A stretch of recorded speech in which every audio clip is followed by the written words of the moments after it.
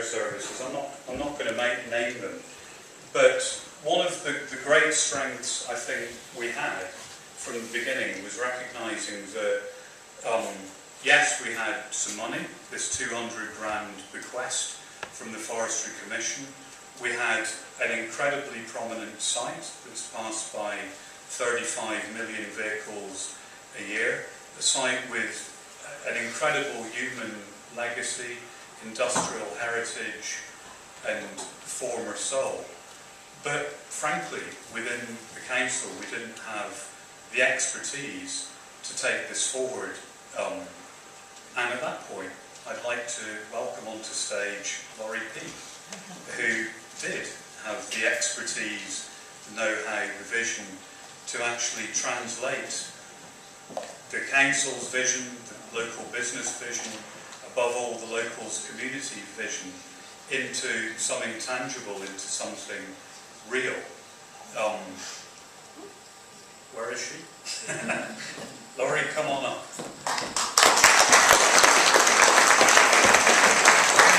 Laurie is the Public Art Director of Liverpool High.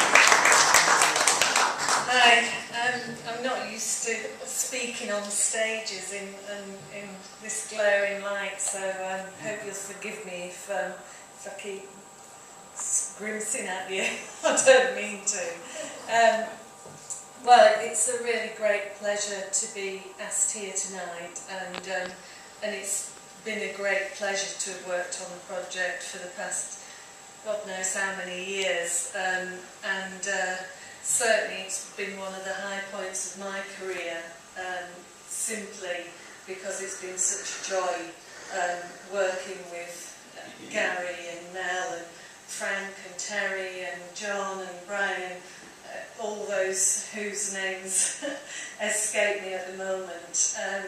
And as John just said, I really didn't know what to expect when we were invited to work on this project with these people who had nominated the site and therefore were carrying on the commission.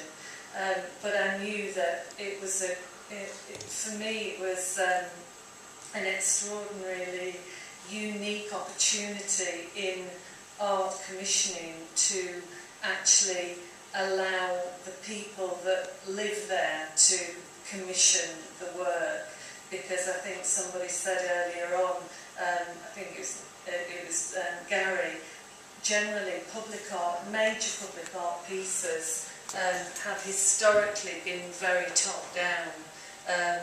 Obviously, if we think back historically to things like Nelson's Column and Queen Victoria monuments, they're very much about commemorating historical events, and really those decisions are taken at government and council level.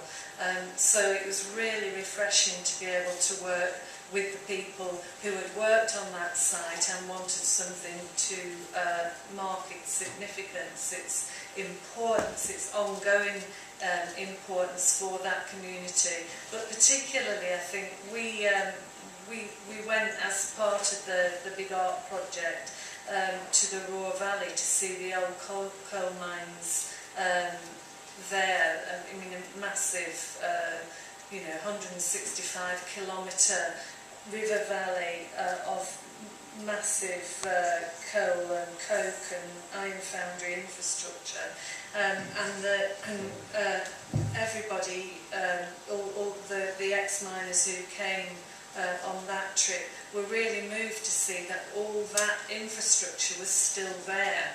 In fact, there was I think it was a wash house, a bath house. No, it wasn't. It was a wheelhouse. Gary, help me. What was it? A winding house, I think they call it, winding shed, that had been built in exactly the same year as the shed at Sutton Manor, I think around 1912. Beautifully tiled inside, a beautiful sort of late Victorian building. And of course, one thing that I think was tragic about how they dealt with the mine's closure was razing it to the ground. so that there was nothing to show for it. You know, that picture that Gary had shown earlier with all the miners only in 1991 having broken records, and then suddenly, you know, less than a year later, it's as if it had never happened, and as if the country were ashamed of even having had an industry, of not leaving anything up to mark what had been there. And they were all really convinced that they didn't want a monument to mining, but they did definitely want something that would mark that site for their children and their children's children, to realise that, you know, it's not just a kind of random bit of woodland. It was a really important site in the development, the evolution of that whole area.